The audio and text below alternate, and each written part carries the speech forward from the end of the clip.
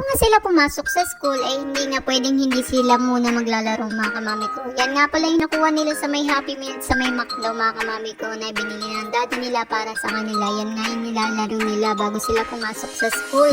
Pinakain ko muna sila kagani ng umaga mga kamami ko. Nilutuan ko sila ng egg with bread mga kamami ko. Ito nga ang aking anak isa ay gusto niya nga daw ng cereal kaya binigyan ko na nga rin siya ng cereal. Alam niyo po bang napakasarap ng cereal na to na Coco Crunch flavor mga kamami ko. Tsaka lalagyan natin yan ng milk dahil gustong gusto niya nga yan mga kamami ko. Lalagyan natin ng milk. Yan nga pala yung milk na binili ni Josawa sa may SNR mga kamami ko. Syempre kailangan ng cereal ng milk para mas masarap ang cereal o timpla ng cereal. Yan na nga siya mukhang inaantok pa mga kamami ko.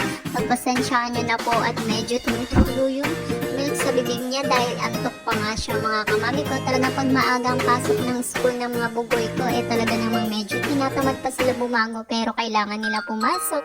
Kailangan natin silang asikasuhin, gisingin mga kamami ko. Pagkaalis nga nila, eto naman po kami dalawa ng aking baby. Mag-aalusan naman po kami. Nagluto nga lang po ako ng ramen dyan mga kamami ko dahil gusto ko na mainit at may sabaw. Binigyan ko nga lang siya ng konting noodles para kumain din po mga kamami ko at nilagyan ko nga rin yung pagkain niya ng itlog.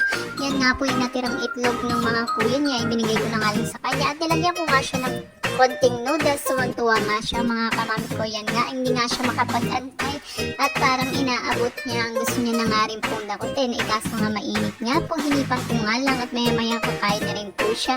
Hanggang dito na lang po ang aking video. God bless po.